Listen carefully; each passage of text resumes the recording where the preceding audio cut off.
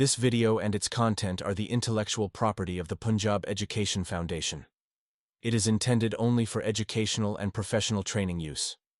Any unauthorized copying, editing, or redistribution of this material is strictly prohibited. Bismillahirrahmanirrahim. Dear teachers, Assalamu alaikum. In this lecture, we are going to talk about the exercise of unit number 12, class 5. तो हमारा जो पहला question ये है present continuous tense. Dear teacher, present continuous tense is also known as the present progressive tense. अच्छा, this tense is used for talking about actions which are happening now or around the present moment. The present continuous tense is used to describe actions that are happening at the time of speaking. तो इसका इस्तेमाल उन कामों को बयान करने के लिए किया जाता है जो उस वक़्त जारी हों. इसका जो स्ट्रक्चर है वो क्या है? Basic structure of an affirmative sentence in the present progressive tense. चूँकि इसको हम प्रेजेंट कंटिन्यूस टेंस भी कहते हैं और प्रेजेंट प्रोग्रेसिव टेंस भी कहते हैं. तो इसका जो स्ट्रक्चर होगा, सबसे पहले सब्जेक्ट, उसके बाद इसकी हेल्पिंग वर्ब जैसे इज़, आर या एम है. उसके बाद मेन वर्ब यानी वर्ब की पहली फॉर्म प्लस ING लगाना है. उसके बाद आपने ऑब्जेक्ट या उसके साथ कंप्लीमेंट आपने लगाना है. तो देखें, सबसे पहले हम बात करते हैं कि जो सब्जेक्ट क्या है. Subject, this is the person or a thing performing the action. आपको पता है कि सब्जेक्ट फ़िक्रे के अंदर क्या होता है. Subject is the door of action. Subject वो शख्स है, वो चीज़ है जिसके बारे में फ़िक्रे के अंदर बात की जा रही होती है. ये डोर ऑफ एक्शन हो सकते हैं. तो आम तौर पर या तो कोई नाम है या कोई प्रोनाउन होंगे, I, you, he, she, it, we, you, they. ठीक है. उसके बाद एक्सॉलरीज जो इसके अंदर लगनी हैं, हेल्पिंग वर्ब जो लगने हैं वो होंगे इज़, आर या एम. आइए सबसे पहले देखते हैं कि एम जो है ये किन प्रोनाउंस के लिए यूज़ होगा. तो एम सिर्फ एक प्रोनाउन के लिए यूज़ होगा और उस प्रोनाउन का नाम है आई. तो एम हेल्पिंग वर्ब आपने तब लगाना है जब सब्जेक्ट आई आए, जैसे आई एम वर्किंग. उसके बाद जो प्रेजेंट प्रोग्रेसिव टेंस के अंदर इज़ है, ये किन के लिए इस्तेमाल होगा. Is is used with singular subjects. तो ही हो, शी हो, इट हो या कोई भी सिंगुलर नाउन हो या कोई अनकाउंटेबल नाउन हो, तो फिर हम इज़ का यूज़ करेंगे. मैं एक दफ़ा फिर दोहरा देता हूँ कि आपने इज़ किस लिए इस्तेमाल करना है. जो हेल्पिंग वर्ब इज़ है will be used with singular subject. अगर कोई प्रोनाउन ही आए, शी आए, इट आए, जिसे आप थर्ड पर्सन सिंगुलर कहते हैं, या कोई सिंगुलर नाउन आ जाए या अनकाउंटेबल नाउन आ जाए या कोई प्रॉपर नाउन सिंगुलर हो, तो उसके लिए हम इज़ इस्तेमाल करेंगे. उसके बाद आता है आर. आर किन के लिए यूज़ होगा. Helping verb are will be used with the plural subjects. ये प्लूरल सब्जेक्ट के लिए यूज़ होगा, जैसे वी आ गया है. और यू आपको पता है चाहे सिंगुलर हो चाहे प्लूरल हो, यू के लिए भी आप आर यूज़ करेंगे. फिर उसके बाद दे या कोई भी प्लूरल फॉर्म ऑफ नाउन जो है वो आता है, जैसे स्टूडेंट्स है, गर्ल्स है, तो फिर उसके साथ आर लगाएंगे. एग्जांपल देख लीजिएगा, जैसे we are learning, you are listening, they are playing, the children are laughing. तो जब भी प्लूरल सब्जेक्ट होगा तो फिर उसके साथ हम आर लगाएंगे. एक दफ़ा मैं दोबारा से रिवाइज़ करता हूँ ताकि ये ज़हन नशीन हो जाए. तो एम सिर्फ एक जो प्रोनाउन है उसके लिए इस्तेमाल होगा, यानी जब भी सब्जेक्ट आई आएगा तो उसके लिए एम लगेगा।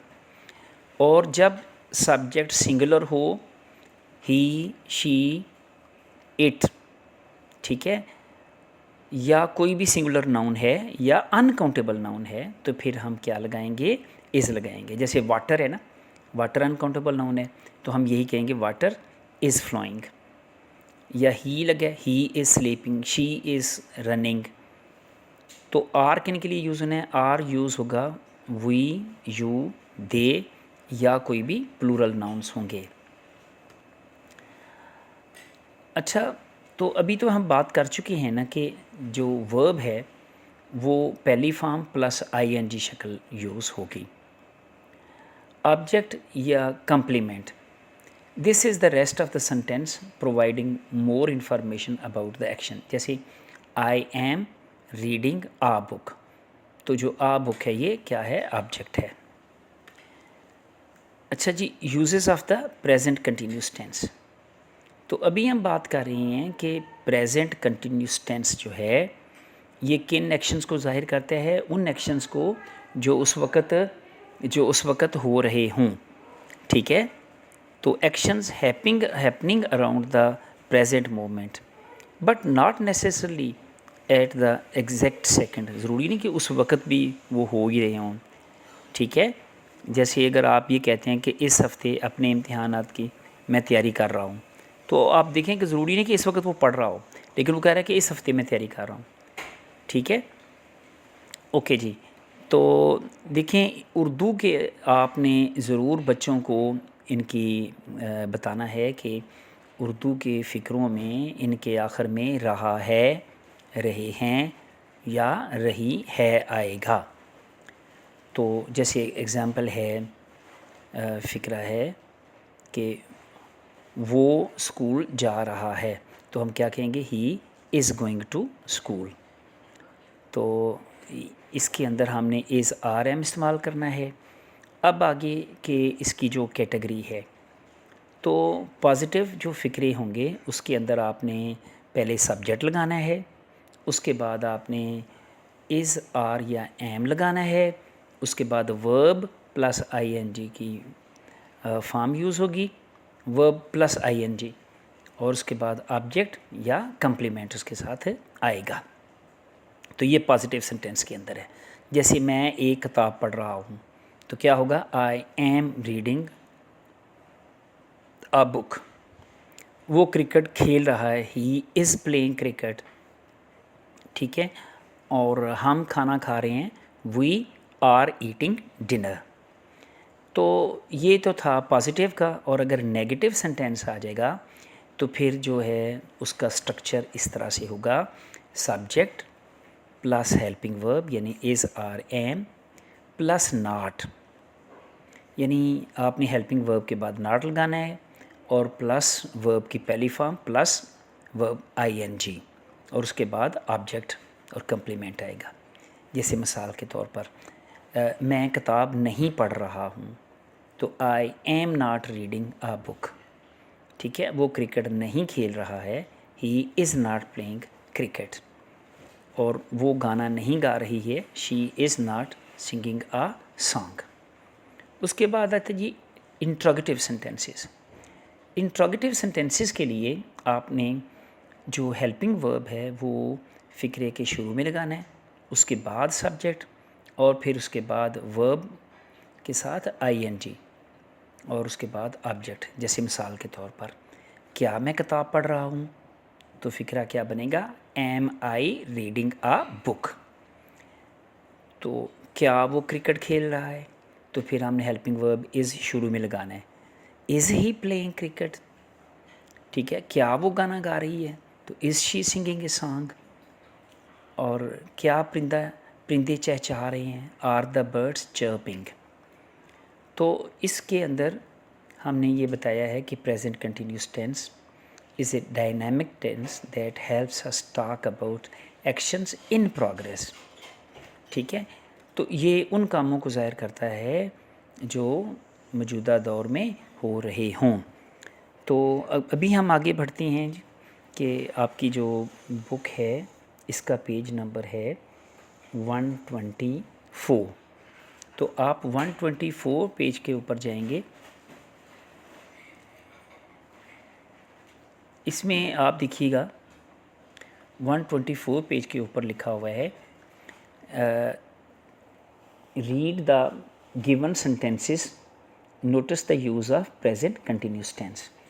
इसके अंदर फ़िक्रे एग्जांपल के तौर पे दिए गए हैं। I am going to visit Narayan tomorrow, I am not going to visit Narayan tomorrow, am I going to visit Narayan tomorrow.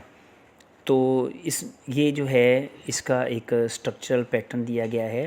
Positive फ़िक्रे का I am going to visit Narayan tomorrow, negative का I am not going to visit Narayan tomorrow, और interrogative sentence का है am I going to visit Narayan tomorrow. Okay जी, question दिया गया है complete the following sentence by putting the correct verb form. आपने करना ये है कि देखना है कि इसके अंदर वर्ब की कौन सी फॉर्म यूज़ होगी। जैसा वैसे तो मैं आपको बता चुका हूँ कि जो प्रेजेंट प्रोग्रेसिव या प्रेजेंट कंटिन्यूस टेंस है, इसके अंदर आपने प्रेजेंट यानी पहली फॉर्म प्लस आईएनजी, यानी जो इसकी आईएनजी वाली हालत है वो आपने यूज़ करनी, जिसे हम पार्टिसिपल भी कहते हैं। She is dash cakes for the guest, तो क्या आएगा, मेक या मेकिंग? हाँ जी, मेकिंग आएगा। She is making for the guest. अगला है they are not dash their grand parents, क्या विजिटिंग आएगा या विजिटेड आएगा? तो they are not visiting their grand parents. आगे है am I dash with you, तो क्या गॉन आएगा या गोइंग आएगा? तो यस, गोइंग आएगा, am I going with you. Next है जी write 6 sentences using the present continuous tense in your notebook. तो 6 फ़िक्रे हैं जो आपने प्रेजेंट कंटिन्यूस टेंस के आपने लिखने हैं। चलिए हम इसके ऊपर बात कर लेते हैं। पहला फ़िक्र है जी I am reading a story book, और इसका नेगेटिव लिख सकते हैं I am not reading a story book, और इसका इंट्रोगेटिव होगा am I reading a story book. उसके बाद she is cooking dinner in the kitchen, she is not cooking dinner in the kitchen, is he cooking dinner in the kitchen.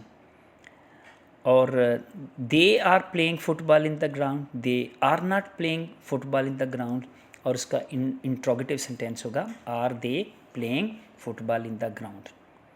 और आखिरी example है my father is driving to Lahore, ये affirmative या positive sentence है। इसका negative होगा my father is not driving to Lahore, और इसका इंट्रोगेटिव होगा is my father driving to Lahore. आगे बढ़ते हैं, ये है जी rewrite the given paragraph in your notebook, use the correct punctuations. तो पंक्चुएशन के मैं आपको चंद बताना चाहता हूँ कि आप प्लीज़ बच्चों को भी ये बताइएगा कि फुल स्टॉप कहाँ यूज़ होता है। फुल स्टॉप व्हेन जब फ़िक्रा पॉजिटिव हो, ठीक है, और या नेगेटिव हो। तो जब सेंटेंस पॉजिटिव या नेगेटिव कंप्लीट हो जाए तो उसके एंड पे हम इस्तेमाल करते हैं। ओके, और जो पॉज है जिसे कामा कहते हैं, ये कब यूज़ करते हैं? जब एक सेंटेंस के अंदर एक से ज़्यादा नाउन या प्रोनाउन आ जाएं तो उनको अलग अलग करने के लिए, फिर या एक बात को दूसरी बात से अलग करने के लिए हम कामा यूज़ करते हैं। आप जानते हैं कि कामा का रोल क्या है। ये एक तरह का पाज होता है, ये वक्फ़ा है, और मैं अक्सर कहता हूँ कि ये बिल्कुल ट्रैफिक के सिग्नल की तरह होते हैं। जैसे ग्रीन जो है या येलो है या रेड है, जिस तरह उनका रोल है, इसी तरह से ये फुल स्टॉप या कामास या कॉलन या सेमी कॉलन का रोल है। तो उसके बाद मैं बात करूँगा कैपिटलाइजेशन। देखें, जब भी कोई भी फ़िक्रा जब शुरू होगा तो उसका पहला लेटर कैपिटल आएगा। तो पहला लेटर, हर फ़िक्रे का जो पहला लेटर है वो कैपिटल होना चाहिए। इसके अलावा जितने भी प्रॉपर नाउन हैं, प्रॉपर नाउन चाहे फ़िक्रे के शुरू में आ जाएं, चाहे फ़िक्रे के दरमियान में आ जाएं, चाहे फ़िक्रे के आखिर में आएँ, तो प्रॉपर नाउन का भी पहला लेटर कैपिटल होगा। जैसे फॉर एग्ज़ाम्पल ये फ़िक्रा में अली आ रहा है, सना नज़र आ रहा है, पाकिस्तान नज़र आ रहा है, तो इन सब का जो फर्स्ट लेटर है वो कैपिटल होना चाहिए। ओके, उसके बाद जी बात होती है कि साइन ऑफ एक्सक्लेमेशन की। साइन ऑफ एक्सक्लेमेशन का भी यूज़ होता है। Sign of exclamation is used for the sentences in which sudden emotions और फीलिंग्स आर एक्सप्रेस्ड। ये उन जुमलों के लिए जिसमें कोई हैरत का, ठीक है, ये कोई जज्बात का इज़हार हो रहा हो, तो वहाँ पे हम, या जो वर्ड्स होती हैं ना कुछ, जैसे हुर्रा, अलास, जो हमारे सडन इमोशंस को एक्सप्रेस करते हैं, उनके लिए भी जो एक्सक्लेमेशन मार्क यूज़ होता है। उसके बाद हम बात करते हैं कोटेशन मार्क, या जिसे हम इन्वर्टेड कामास कहते हैं। इन्वर्टेड कामास किस लिए यूज़ होता है? देखें, इन्वर्टेड कामास यूज़ होती हैं जब आप किसी की बात को एज़ इट इज़ आगे पेश करनी हो, तो उसके अंदर हम अपना वर्डिंग या उसको अपना स्टेटमेंट नहीं देते, उसकी वर्डिंग चेंज नहीं करते, बल्कि जैसा स्टेटमेंट होता है उसको वैसा ही आगे रिपोर्ट जब करना हो तो फिर हम क्या करते हैं, इसको हम कोटेशन मार्क भी कहते हैं या इन्वर्टेड कामास का यूज़ करते हैं। आइए ज़रा हम इस पैराग्राफ को पढ़ते हैं और देखते हैं कि इसके अंदर कहाँ कहाँ पे पंक्चुएशन मार्क की ज़रूरत है। अच्छा, yesterday Ali and Sana watched a documentary about the national animal of Pakistan. अच्छा, इसमें कहीं पे कोई कामा नहीं, कहीं पे कोई फुल स्टॉप नहीं, कोई पता नहीं चल रहा कि भाई कहाँ पे हमें फ़िक्रा मुकम्मल हो गया है, कहाँ पे शुरू हुआ है, ठीक है। और इस वजह से जो पूरी टेक्स्ट है वो बिल्कुल समझ नहीं दे रही। तो मैं फिर पढ़ने लगा हूँ। Yesterday Ali and Sana watched a documentary about the national animal of Pakistan. They enjoyed this documentary. They asked their mother to tell them more about the national animal of Pakistan. She told them the markhor is a type of ghoul. It lives a type of goat.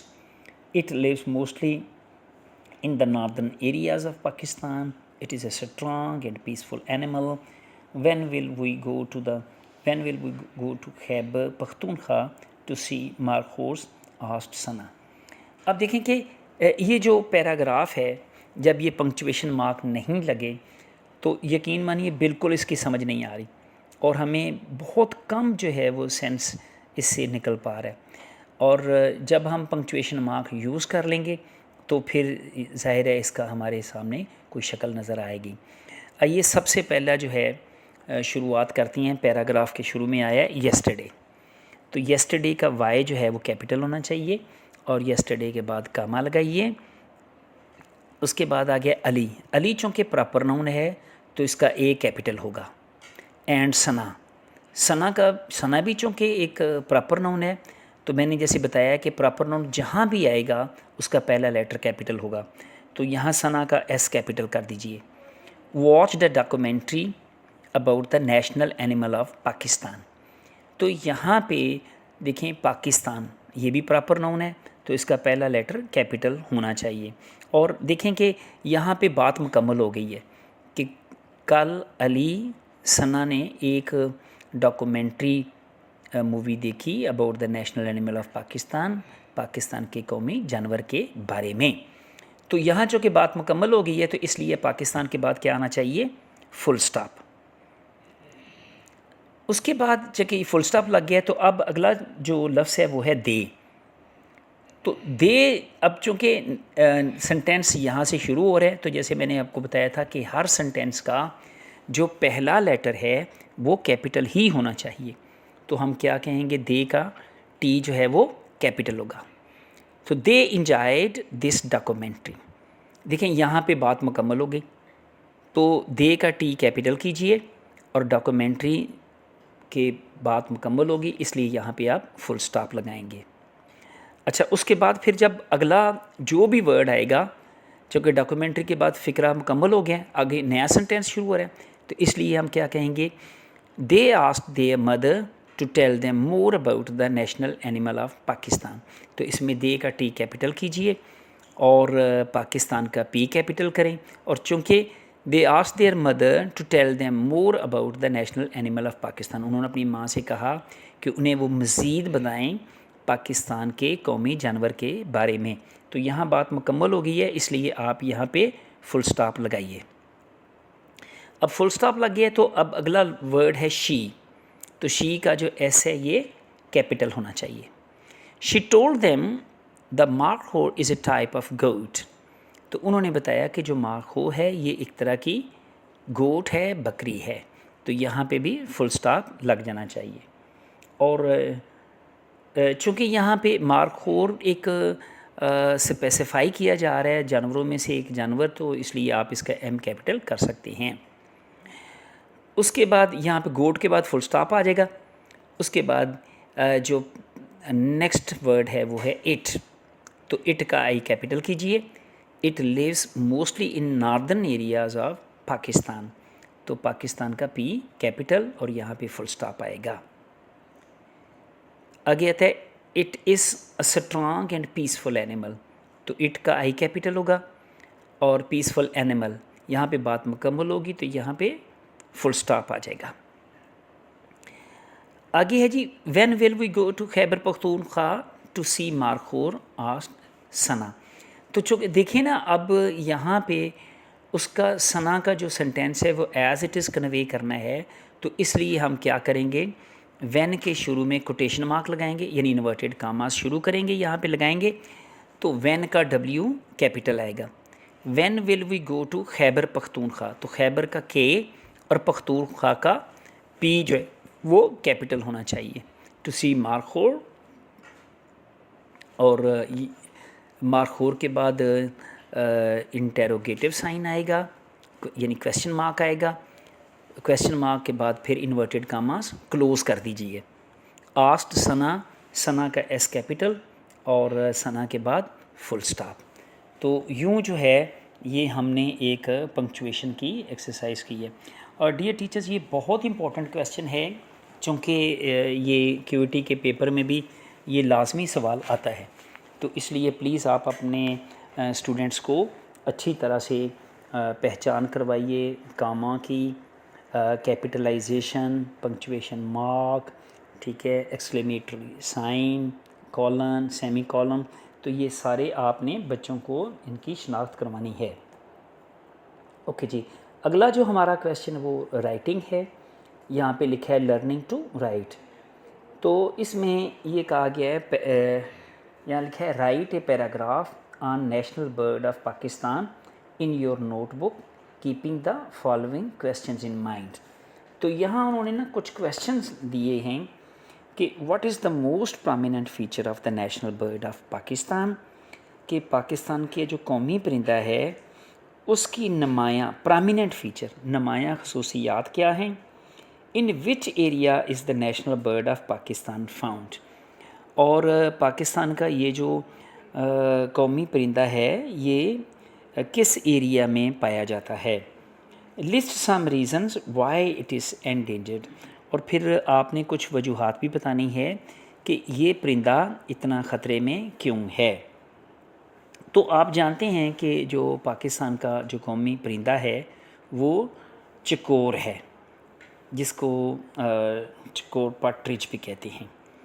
तो आपने ये जो 3 point दिए गए हैं कि what is the most prominent feature of the national bird of Pakistan, एक तो ये पॉइंट है। दूसरा, in which area is national bird of Pakistan found, किस एरिया में पाया जाता है। और some of the reasons why it has become endangered species, तो ये क्यों इसकी नस्ल के ख़त्म होने का ख़तरा है।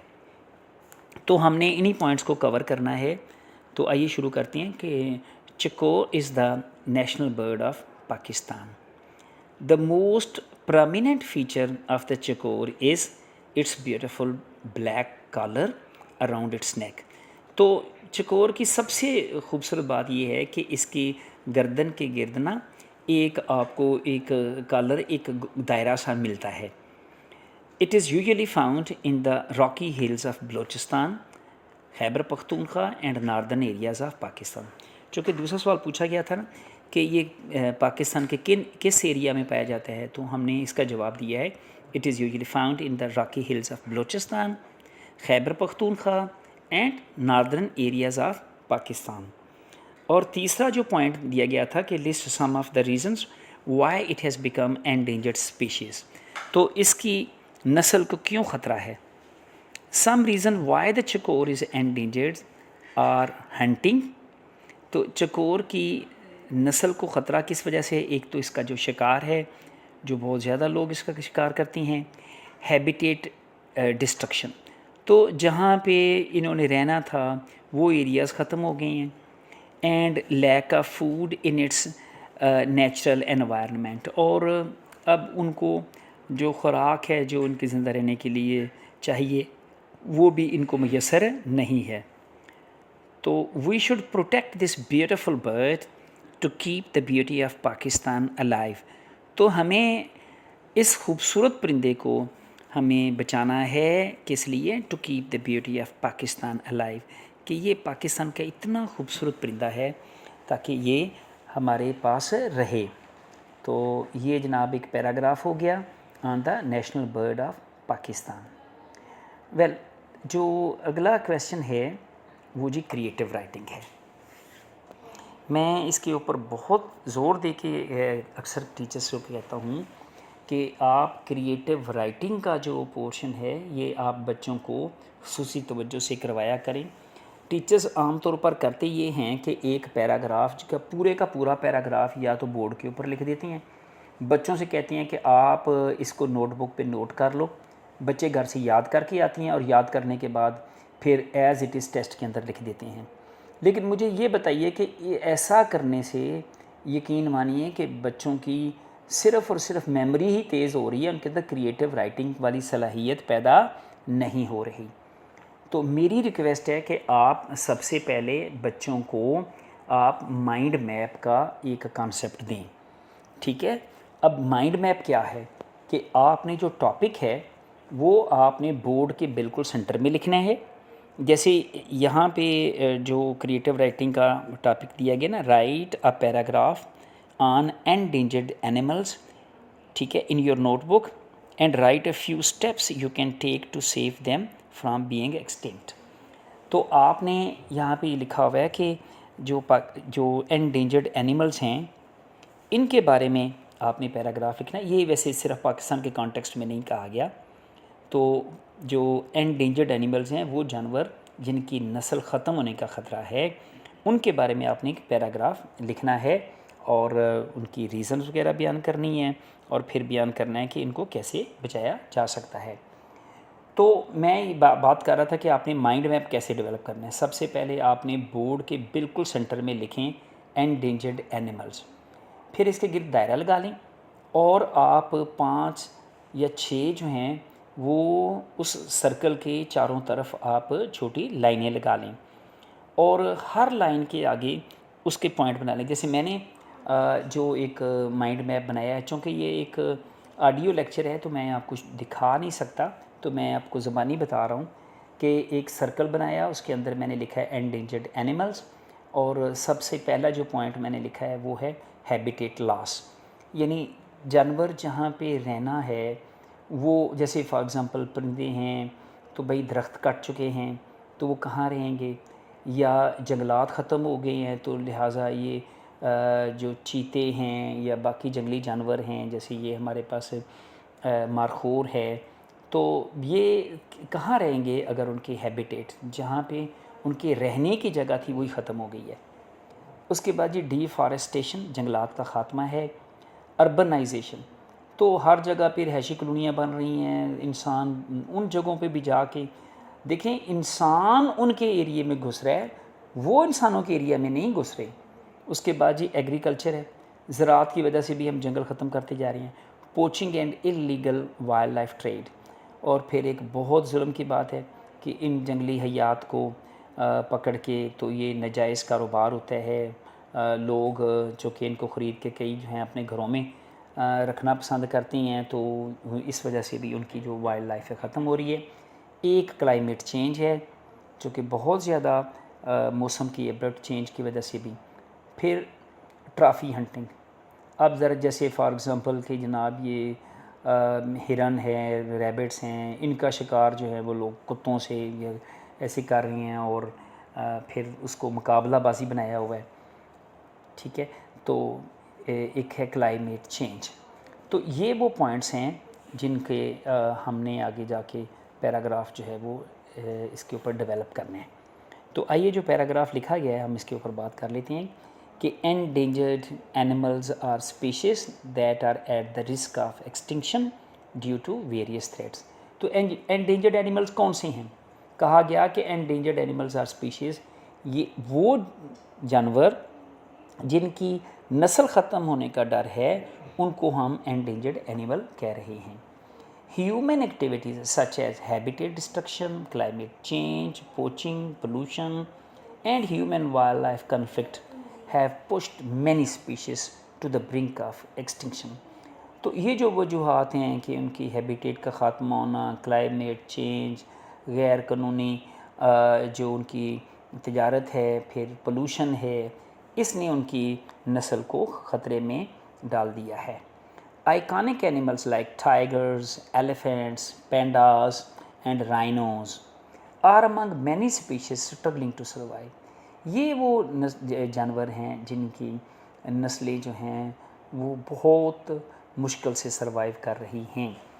The loss of ecosystems and the loss of these animals would not only be tragedy. तो ये जो जानवर अगर ख़त्म हो जाएँ तो ये ना सिर्फ बहुत बड़ी ट्रेजेडी है but also have far reaching consequences for ecosystem and biodiversity. तो ये हमारे इकोसिस्टम पे भी बहुत बुरा असर डालेंगे। To prevent this conservation efforts, protected areas and sustainable practices are essential. तो इनको बचाने के लिए हमें इनके प्रोटेक्टेड एरियाज़ बनाने पड़ेंगे, हमें इनके लिए कंजर्वेटिव एरियाज़ बनाने पड़ेंगे और by working together to protect endangered animals and their habitat we can help preserve the natural world for future generation. देखें, अगर ये जानवर ख़त्म हो गए तो हमारे आने वाली नस्लें जो हैं वो इन जानवरों को देख ही नहीं पाएंगी। तो अगर हम चाहते हैं कि ये जानवर हमारी आने वाली नस्लें भी इनको देख पाएँ तो इसके लिए हमें क्या करना पड़ेगा? इनके लिए इनकी हैबिटेट को प्रिजर्व करना पड़ेगा, उनके जो नेचुरल एनवायरनमेंट हैं जो उनके लिए ज़िंदा रहने के लिए उनको प्रोटेक्ट करना पड़ेगा। Education and awareness are key to promoting conservation and mitigating the impact of human activities on wild life.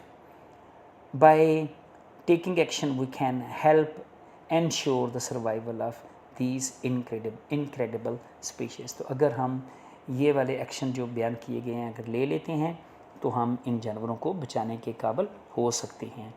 और protecting these animals means protecting nature. और अगर हम इन जानवरों को बचा गए तो इसका मतलब है कि हम अपनी फितरत को बचा गए, अपनी नेचर को बचा गए। Dear teachers, thank you very much for your patient listening.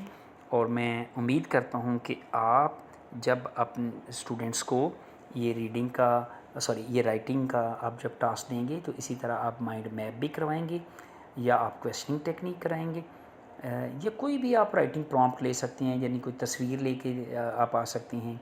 तो इस तरह से बच्चों को आप इन्वॉल्व करके और उनसे कहना है कि वो ख़ुद ट्राई करें। जज़ाकल्लाह, अल्लाह हाफिज़।